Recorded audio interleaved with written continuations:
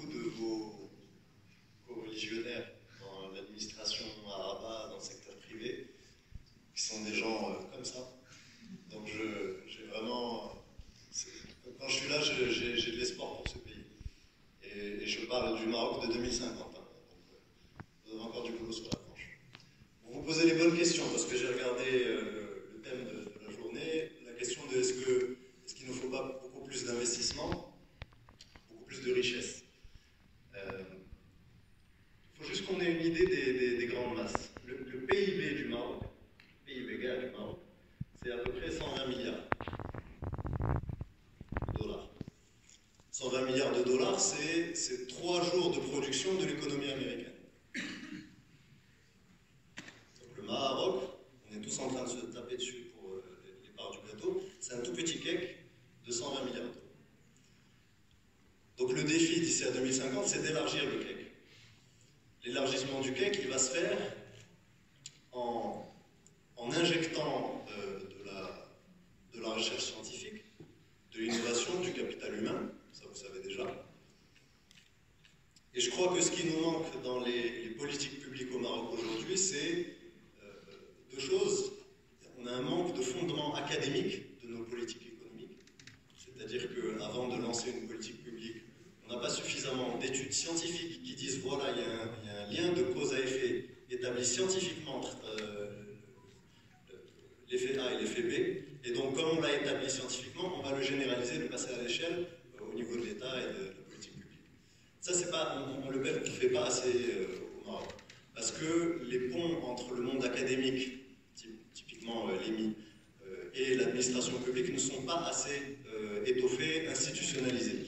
Il y a les associations d'alumni qui font leur travail, il y a ce type de travaux comme aujourd'hui les conférences, où on discute de sujets en n'ayant pas le nez dans le guidon, comme ce qu'on fait dans l'administration tous les jours.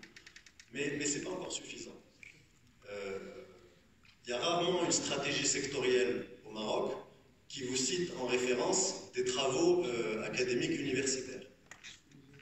Souvent c'est rare. Alors pourquoi? Il faut se poser la question pourquoi. Probablement parce qu'il n'y a pas assez de travaux peut-être de qualité. Pourquoi est-ce qu'il n'y a pas assez de travaux de qualité? Parce que les chercheurs sont dans un état de paupérisation, ils ont des bourses qui ne sont pas suffisamment élevées pour leur permettre de se consacrer à leurs travaux de recherche. Ça a un impact sur le nombre d'ingénieurs qu'on arrive à produire, on en parlait à l'instant avec M. le directeur, c'est qu'après il nous faut des enseignants-chercheurs, donc des gens qui ont fait des doctorats qui puissent revenir il y a cette relation maître-disciple entre l'enseignant et ses élèves. Les élèves participent aux travaux de recherche de l'enseignant et ça crée une sorte de doctrine scientifique et dans laquelle ensuite les pouvoirs publics peuvent aller puiser de bonnes idées, des pistes de réflexion, etc. Donc ça c'est le premier problème. Et si on veut un jour pouvoir produire 10 000 ingénieurs, voire arriver au niveau de la Chine, vous savez que les Chinois produisent 1 million d'ingénieurs par an. Rapporté à la population chinoise au Maroc, ça ferait 30 000 ingénieurs. Parce que quelqu'un me disait à l'instant, oui, on nous dit tout le temps, il y a trop d'ingénieurs. Non, il n'y a pas trop d'ingénieurs, il n'y en a pas assez. On est malade de ne pas avoir assez d'ingénieurs. Donc ça, c'était le premier élément pour vous dire que les passerelles entre la politique publique et le monde académique sont trop faibles, et il faut qu'on travaille là-dessus pour créer un écosystème de recherche qui permet de produire plus d'ingénieurs et d'intégrer les travaux de ces enseignants-chercheurs, disons, dans les politiques publiques. Le deuxième aspect, c'est que, pourquoi c'est important? C'est pas juste une lubie, c'est important parce que quand on fait une politique publique, la première chose qu'on fait, c'est de faire un diagnostic et un bilan. Et donc on évalue les politiques publiques précédentes. Et souvent, la difficulté qu'on a quand on commence la réflexion stratégique, c'est qu'on n'a pas assez de données. Il n'y a pas assez d'études de terrain. Et qui fait les études de terrain? Vous n'allez pas compter sur des cabinets de conseil en stratégie pour aller faire des études de terrain. L'administration, elle aussi, elle est dans le guidon et elle n'a pas forcément le temps. Alors, chaque ministère fait ses études, etc., ses enquêtes annuelles, etc. Mais ce n'est pas suffisant.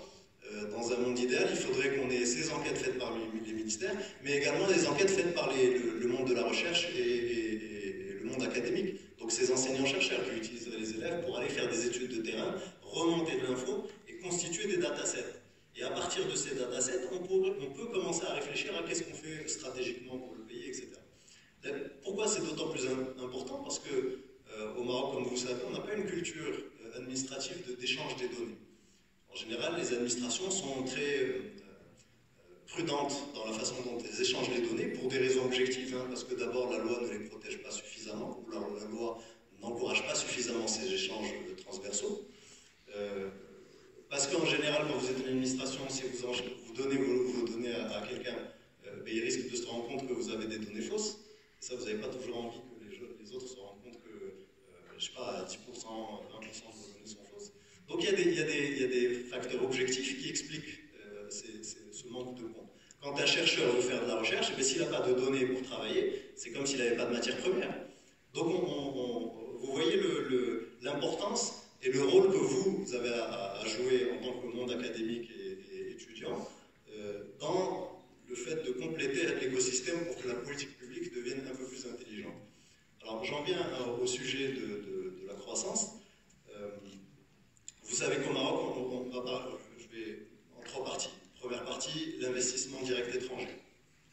Deuxième partie, l'investissement public national. Et troisième partie, l'investissement privé national. Sur l'investissement direct étranger, le Maroc est autour de, ça fait à peu près 15 ans qu'on est entre 2,5 et 3,5% du PIB en investissement étranger qui rentre au Maroc chaque année. Entre 2,5 et 3,5% du PIB, c'est à peu près le niveau qu'on retrouve en Bulgarie ou en Roumanie, qui sont 2 pays membres de l'Union européenne. C'est aussi le même niveau qu'on retrouve en Tunisie. Sauf que la Tunisie a un salaire minimum qui est 2 fois inférieur à celui du Maroc. Donc ça signifie que l'investisseur, quand il vient au Maroc, il ne vient pas pour les bas salaires. Il vient parce qu'il accepte de payer une prime sur les salaires, parce qu'il y a quelque chose d'autre au Maroc qui l'intéresse. Et on va en discuter. Vous comparez avec l'Égypte. L'Égypte aussi, si vous enlevez, parce qu'il y a eu des découvertes pétrolières et gazières, donc si vous enlevez le secteur des hydrocarbures, ils sont à peu près autour de 3% du PIB, donc comparable au Maroc. Sauf que l'Égypte, encore une fois, le salaire minimum est 4 fois inférieur à celui du Maroc. Donc qu'est-ce qui fait que les investisseurs étrangers sont prêts à payer une prime pour venir au Maroc, alors que les salaires minimums sont moins élevés en Tunisie et encore moins élevés en Égypte? Cette prime de risque qu'ils sont prêts à payer, elle est liée à la stabilité du régime politique, elle est liée à la stabilité du cadre macroéconomique, et elle est liée à la qualité du partenariat public-privé que vous avez au Maroc. Parce que vous avez une administration qui est plus à l'écoute du secteur privé que dans d'autres pays.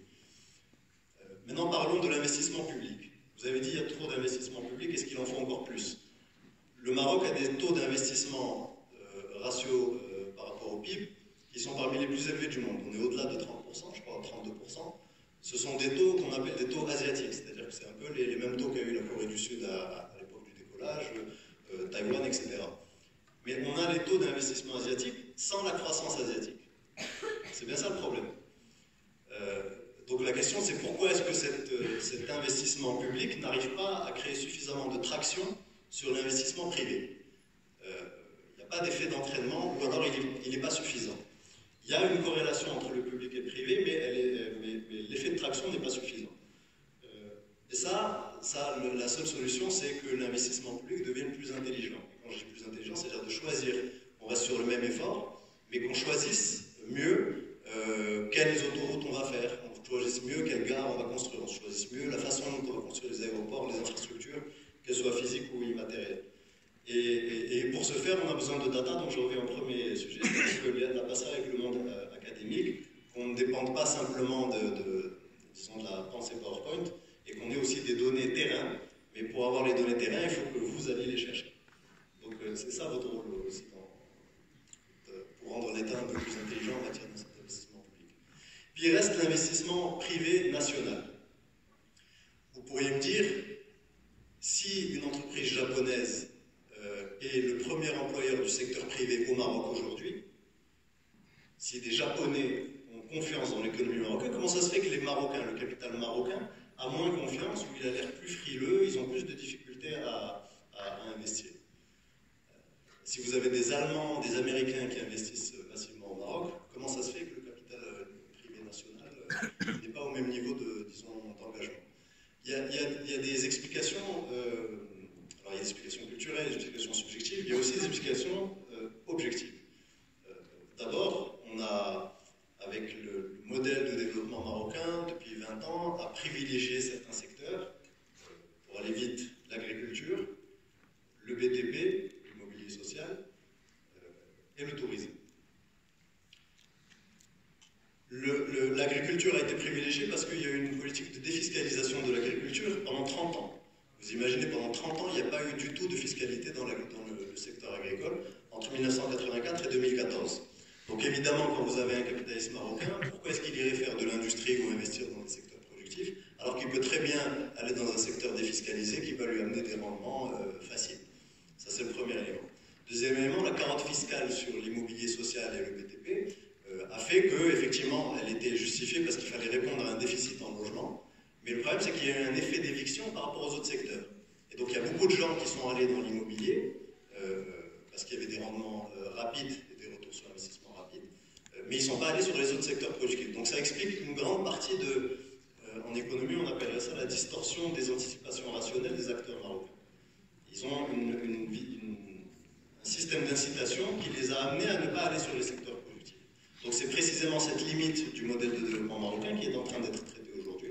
Vous savez qu'il y a les assises de la fiscalité le 3 et le 4 mai prochain. Donc, il y a eu un appel à consultation de la Direction générale des impôts sur leur site internet. Vous pouvez rentrer, il y a des adresses mail pour chacun des 15 ateliers des assises de la fiscalité. Vous pouvez faire des propositions. Donc, la question de la distorsion des anticipations. Le deuxième problème pour le capital national, c'est qu'on a un problème de dynamique productive. C'est-à-dire qu'on n'a pas suffisamment d'entrepreneurs qui iraient prendre des risques, pour deux raisons. Je regarde juste les classements. Hein. Vous avez le classement de l'entrepreneuriat, le Global Entrepreneurship Index, et vous voyez que le Maroc est classé 28 rangs derrière la Tunisie. 28 rangs derrière la Tunisie. En termes de facilité de faire des affaires pour les entrepreneurs, c'est-à-dire le fait de créer sa propre boîte et de prendre des risques. Donc on a vraiment un écosystème qui est parfois hostile à l'entrepreneuriat, c'est pour ça que c'est difficile. La deuxième chose, c'est qu'on a un salariat qualifié, on a des échelles de salaire relatives à d'autres pays, par exemple la Tunisie, qui sont plus élevées. Donc je vous donne un exemple, au Maroc, un secrétaire d'État est mieux payé qu'un secrétaire d'État tunisien. J'avais fait le calcul, c'est assez important, hein. Je crois qu'il y a 15 000 dirhams de différence. Au Maroc, un diplômé de l'EMI, un ingénieur qui va aller travailler au PCG à Casablanca, il va gagner aussi à peu près 10 000, 15 000 dirhams de plus que le même ingénieur d'une école comparable en Tunisie ou là en Égypte. Donc les échelles de salaire sont plus élevées, donc le salariat qualifié est plus confortable. Vous tous, vous allez devoir faire un choix à un moment donné, de vous dire qu'est-ce que je fais? Est-ce que je fais une carrière de salarié? Ou alors est-ce qu'à un moment donné, je crée ma propre boîte parce que je me sens plus indépendant, parce que j'ai envie de contrôler mon emploi du temps, etc. Et probablement vous allez faire le choix du salariat parce que c'est plus safe, c'est plus rémunérateur, vous n'avez pas tous les problèmes puisque c'est votre patron qui gère les risques en dernier ressort, et à la limite il y a la direction des ressources humaines qui vous règle vos problèmes. Donc c'est pas du tout la même vie que la vie de l'entrepreneur. Et donc on a beaucoup de gens comme vous qui devraient créer des entreprises qui précisément ne le font pas parce qu'ils trouvent un confort dans le salariat qualifié. Et ça crée en bout de course un problème dans la diversification du tissu économique. On a très peu de priseuses. Alors, là je bosse un tableau noir, il y a quand même des entreprises qui le font. Il y a quand même des entrepreneurs qui sont suffisamment fous pour sauter le pas. Et en général, ils le font parce qu'ils ne savaient pas que c'était impossible. Donc, vous ne savez pas que c'est impossible, donc faites-le.